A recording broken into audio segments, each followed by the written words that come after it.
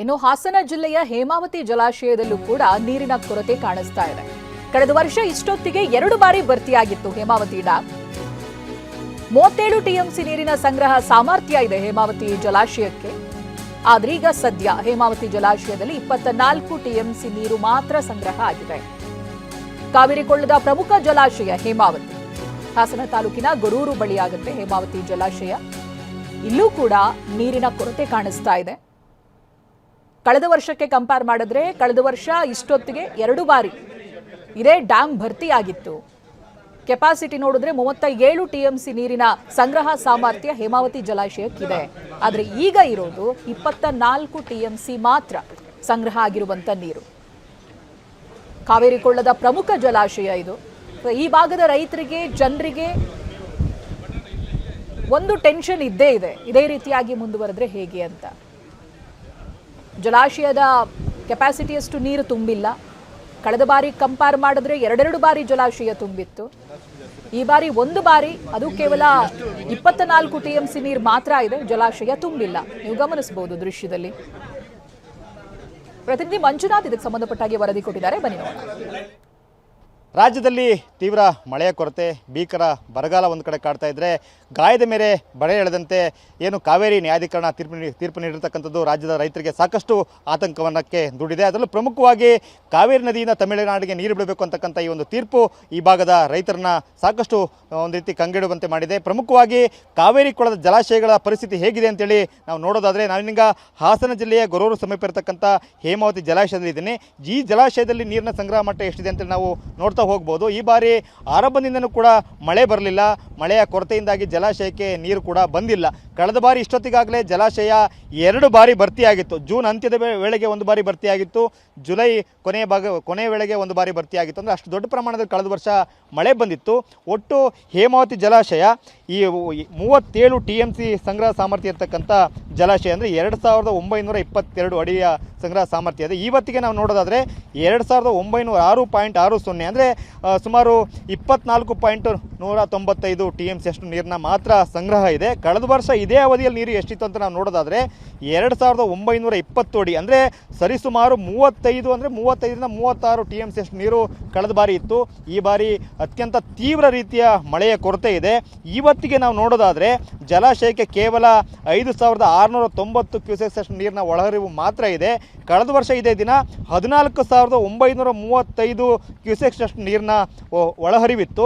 ಜಲಾಶಯದಿಂದ ಹೊರಗಡೆ ಬಿಡ್ತಕ್ಕಂಥ ನೀರಿನ ಪ್ರಮಾಣ ಕಳೆದ ವರ್ಷ ಇದೇ ದಿನ 11600 ಕ್ಯೂಸೆಕ್ ನೀರನ್ನ ನದಿಗೆ ಬಿಡ್ತಾ ಇದ್ರು. ಈ ವರ್ಷ ನದಿಗೆ ನೀರನ್ನ ಬಿಡಲಿಕ್ಕೆ ಸಾಧ್ಯನೇ ಆಗೋದಿಲ್ಲ ಅನ್ನೋ ರೀತಿಯಲ್ಲಿ ನೀರಿನ ಕೊರತೆ ಇದೆ.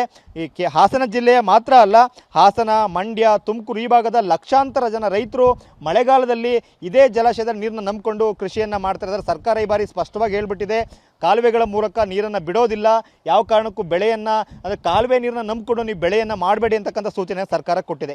ಇಂಥ ಒಂದು ಪರಿಸ್ಥಿತಿ ಇರುವಾಗ ತಮಿಳುನಾಡಿಗೆ ನೀರನ್ನು ಹೇಗೆ ಬಿಡಲಿಕ್ಕಾಗ್ತದೆ ಅಂತಕ್ಕಂಥ ಪ್ರಶ್ನೆ ಸಹಜವಾಗಿದೆ. ಹಾಗಾಗೇ ರೈತರು ಕೂಡ ಹೋರಾಟವನ್ನು ಶುರು ಮಾಡಿದ್ದಾರೆ. ಯಾವ ಕಾರಣಕ್ಕೂ ತಮಿಳುನಾಡಿಗೆ ನೀರನ್ನ ಬಿಡಬಾರ್ದು ಅಂತಕ್ಕಂಥ ಆಗ್ರಹವನ್ನು ರೈತರು ಮಾಡ್ತಾ ಇದ್ದಾರೆ. ಈ ಜಲಾಶಯ ಭರ್ತಿಯಾಗಿ ಹೆಚ್ಚಿನ ಪ್ರಮಾಣದಲ್ಲಿ ನೀರು KRSಗೆ ಹೋದರೆ ಮಾತ್ರ KRS ಭರ್ತಿ ಆಗುತ್ತೆ. ಈ ಬಾರಿ ಹೇಮಾವತಿ ಜಲಾಶಯವೇ ಭರ್ತಿ ಆಗ್ತಾ ಇಲ್ಲ. ಹಾಗಾಗಿ KRSಗೆ ನೀರು ಹರಿತಕ್ಕಂಥ ಪ್ರಶ್ನೆಯೇ ಇಲ್ಲ. ಹಾಗಾಗಿಯೇ ಯಾವುದೇ ಕಾರಣದಿಂದ ನಮ್ಮ ರೈತರ ಹಿತಾಸಕ್ತಿಯನ್ನು ಬಲಿಕೊಟ್ಟು ತಮಿಳುನಾಡಿಗೆ ನೀರನ್ನ ಬಿಡಬಾರ್ದು ಅಂತಕ್ಕಂಥ ಆಗ್ರಹ ರೈತರದ್ದು. ಕ್ಯಾಮ್ರಾಮನ್ ಮಹೇಶ್ ಜೊತೆ ಮಂಜುನಾಥ್, KB, TV9 ಹಾಸನ. ಇನ್ನು ಹಾಸನ ಜಿಲ್ಲೆಯಲ್ಲಿ ಬಿಜೆಪಿ ನಿಯೋಗದಿಂದ ಬರ ಅಧ್ಯಯನ ಮಾಡಲಾಗ್ತಾ ಇದೆ. ಮಾಜಿ ಸಚಿವ ಶಾಸಕ ಅರಗ ಜ್ಞಾನೇಂದ್ರ ಹಾಗೆ ಸುನಿಲ್ ಕುಮಾರ್ ನೇತೃತ್ವದಲ್ಲಿ ಪರಿಶೀಲನೆ ಮಾಡಲಾಗ್ತಾ ಇದೆ. ಹಾಸನ ತಾಲೂಕಿನ ಗೊರೂರು ಸಮೀಪದ ಹೇಮಾವತಿ ಜಲಾಶಯಕ್ಕೆ ಭೇಟಿಯನ್ನ ಕೊಟ್ಟಿದ್ದಾರೆ. ಜಲಾಶಯದ ನೀರಿನ ಸಂಗ್ರಹ ಪ್ರಮಾಣದ ಕುರಿತು ಸ್ಥಳದಲ್ಲೇ ಪರಿಶೀಲನೆ ಮಾಡಿದ್ದಾರೆ. ಜಲಾಶಯದ ಮೇಲ್ಭಾಗಕ್ಕೆ ತೆರಳಿ ಅಧಿಕಾರಿಗಳಿಂದ ಮಾಹಿತಿ ಸಂಗ್ರಹಿಸಲಾಗಿದೆ. ನೀರಿನ ಲಭ್ಯತೆ ಹಾಗೆ ಬರ ಪರಿಸ್ಥಿತಿಯ ಬಗ್ಗೆ ಅವಲೋಕನ ನಡೆಸಿದ್ದಾರೆ. ಬಿಜೆಪಿ ಶಾಸಕರಾದ ಮಂಜು ಹಾಗೆ HK ಸುರೇಶ್ ಅವರು ಕೂಡ ಉಪಸ್ಥಿತರಿದ್ದರು. ಹಾಸನ, ಹೊಳೆನರಸೀಪುರ ಹಾಗೆ ಸಕಲೇಶಪುರ ಕ್ಷೇತ್ರಗಳಲ್ಲಿ ಬರ ಅಧ್ಯಯನ ಪ್ರವಾಸವನ್ನ ಕೈಗೊಂಡಿದ್ದಾರೆ. ಹಾಗೆ ಅಲ್ಲಿಯ ರೈತರ ಸಮಸ್ಯೆಯನ್ನ ಆಲಿಸಿದ್ದಾರೆ. ಪ್ರತಿನಿಧಿ ಮಂಜುನಾಥ್ ಮಾತನಾಡಿಸಿದ್ದಾರೆ. ಅಲ್ಲಿಗೆ ಭೇಟಿ ಕೊಟ್ಟಿರುವಂತಹ ಮಾಜಿ ಶಾಸಕರು ಹಾಗೆ ಸಚಿವರುಗಳನ್ನ ಬನ್ನಿ ನೋಡೋಣ.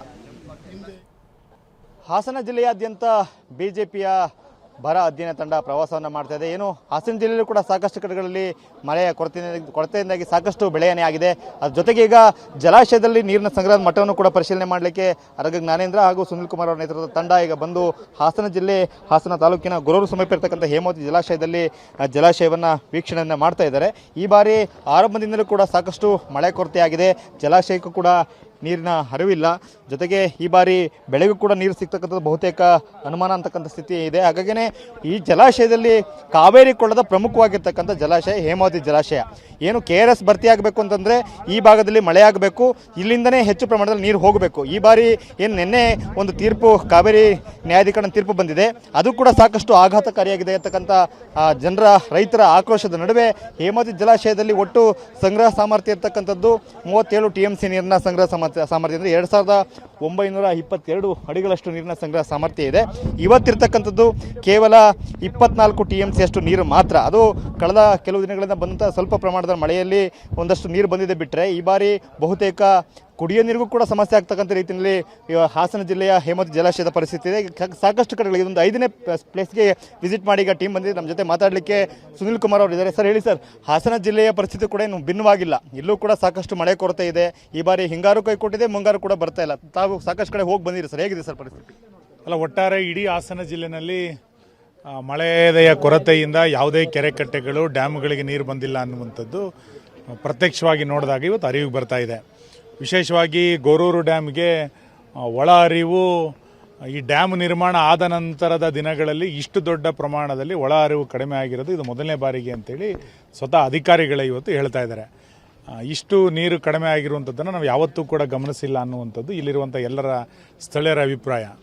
ಇಂಥ ಸಂದರ್ಭದಲ್ಲಿ ಬರಗಾಲ ಅಂತೇಳಿ ಸರ್ಕಾರ ಘೋಷಣೆ ಮಾಡಬೇಕಾಗಿತ್ತು, ಪರ್ಯಾಯವಾದಂಥ ಕ್ರಮಗಳನ್ನು ಸರ್ಕಾರ ಕೈಗೊಳ್ಳಬೇಕಾಗಿತ್ತು.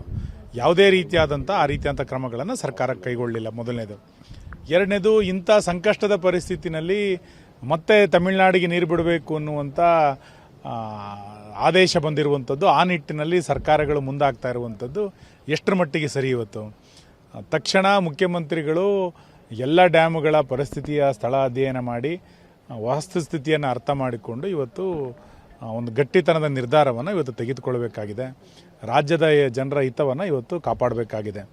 ಸ್ವತಃ ಮುಖ್ಯಮಂತ್ರಿಗಳೇ ಕೈ ಚೆಲ್ಲಿ ಕೂತಿದ್ರು. ಯಾರು ರಾಜ್ಯದ ರೈತರು ಬೆಳೆಯನ್ನು ಬೆಳಿಲೇಬೇಡಿ, ನೀರೇ ಇಲ್ಲ ಅಂತೇಳಿ ಅವರೇ ಇವತ್ತು ಸ್ವತಃ ಘೋಷಣೆ ಮಾಡಿ ರೈತರಿಗೇನು ಆತ್ಮವಿಶ್ವಾಸವನ್ನು ತುಂಬಬೇಕಾಗಿತ್ತು ಅದನ್ನು ಮಾಡದಲ್ಲೇ ನಿರಾಶೆಯನ್ನು ಇವತ್ತು ಮಾಡಿದರು. ಪ್ರಕೃತಿಯ ಮುಂದೆ ನಮ್ಮದೇನಿಲ್ಲ. ಆದರೆ ವಾಸ್ತವಿಕತೆಯನ್ನು ಅರ್ಥ ಮಾಡಿಕೊಂಡು ಸರ್ಕಾರ ಒಂದು ಪರ್ಯಾಯವಾದಂಥ ಎಚ್ಚರಿಕೆಗಳನ್ನು ತೆಗೆದುಕೊಳ್ಬೇಕು ಅನ್ನುವಂಥದ್ದು ಒಟ್ಟು ಉದ್ದೇಶ ಇದೆ. ಈ ಬಾರಿ ಈ ಸಿಚುವೇಶನ್ ದಿಢೀರ್ ಅಂತ ನಿರ್ಮಾಣ ಆಗಿರ್ತಕ್ಕಂಥ ಸಿಚುವೇಶನ್ ಅಲ್ಲ. ಇನ್ನು ಮಳೆ ಬರೋಲ್ಲ ಅಂತೇಳಿ ಮೊದಲೇ ಕೂಡ ಗೊತ್ತಿತ್ತು. ಆದರೂ ಕೂಡ ಎಲ್ಲೋ ಒಂದು ಕಡೆ ರೈತರಿಗೆ ನೆರವಾಗತಕ್ಕಂಥ ನಿಟ್ಟಿನಲ್ಲಿ ಸರ್ಕಾರ ಇನ್ನೊಂದಷ್ಟು ಕೆಲಸಗಳು ಮಾಡಬೇಕಿತ್ತು ಅಂತ ಅನ್ಸಲ್ಲ. ಒಟ್ಟು ಈ ಸರಿ ಹವಾಮಾನ ಇಲಾಖೆ ಮಳೆ ಕಡಿಮೆ ಆಗುತ್ತೆ ಅನ್ನೋದನ್ನು ಮುನ್ಸೂಚನೆಯನ್ನು ಕೊಟ್ಟಿತ್ತು. ಸರ್ಕಾರ ಇವತ್ತು ಕ್ರಮಗಳನ್ನು ಕೈಗೊಳ್ಳಬೇಕಾಗಿತ್ತು. ದುರ್ದೈವ ಏನು ಅಂತ ಕೇಳಿದರೆ ಕಳೆದ 3-4 ತಿಂಗಳಿನಿಂದ ರಾಜ್ಯದಲ್ಲಿ ಅಧಿಕಾರ ಮತ್ತು ಮಂತ್ರಿಮಂಡಲಕ್ಕೋಸ್ಕರನೇ ಸರ್ಕಾರ ಓಡಾಡ್ತಿದೆ ಬಿಟ್ಟರೆ ರಾಜ್ಯದಲ್ಲಿ ಕೃಷಿ ಸಚಿವರಿಲ್ಲ, ತೋಟಗಾರಿಕಾ ಸಚಿವರಿಲ್ಲ, ಸಹಕಾರಿ ಸಚಿವರಿಲ್ಲ, ನೀರಾವರಿ ಸಚಿವರಿಗೆ ನೀರಾವರಿ ಬಗ್ಗೆ ಒಂಚೂರು ಗೊತ್ತಿಲ್ಲ. ಇಂಥ ಪರಿಸ್ಥಿತಿಯಲ್ಲಿ ಕರ್ನಾಟಕ ರಾಜ್ಯ ಒಂದು ಅನಾಥ ಪ್ರಜ್ಞೆಯನ್ನು ಕಾಡ್ತಾ ಇದೆ. ಇಂಥ ಪರಿಸ್ಥಿತಿ ಯಾವತ್ತೂ ಕರ್ನಾಟಕಕ್ಕೆ ಪ್ರಾಕೃತಿಕ ವಿಕೋಪದಲ್ಲೂ ಬರಲಿಲ್ಲ, ಆಡಳಿತದಲ್ಲೂ ಇಂಥ ಪರಿಸ್ಥಿತಿ ಯಾವತ್ತೂ ಕೂಡ ಬರಲಿಲ್ಲ. ಇದಕ್ಕೆ ನೇರ ಕಾರಣ ಕಾಂಗ್ರೆಸ್ ಇವತ್ತು ರಾಜ್ಯದ ಹಿತಾಸಕ್ತಿಯನ್ನು ಮರೆತಿದ್ದರ ಪರಿಣಾಮವಾಗಿ ಈ ರೀತಿಯಾದ ದುರಂತಗಳು ಇವತ್ತು ಆಗಲಿಕ್ಕೆ ಕಾರಣ ಆಗ್ತಾ ಇದೆ. ಕ್ಯಾಮ್ರಾಮನ್ ಮಹೇಶ್ ಜೊತೆ ಮಂಜುನಾಥ್, KB, TV9 ಹಾಸನ.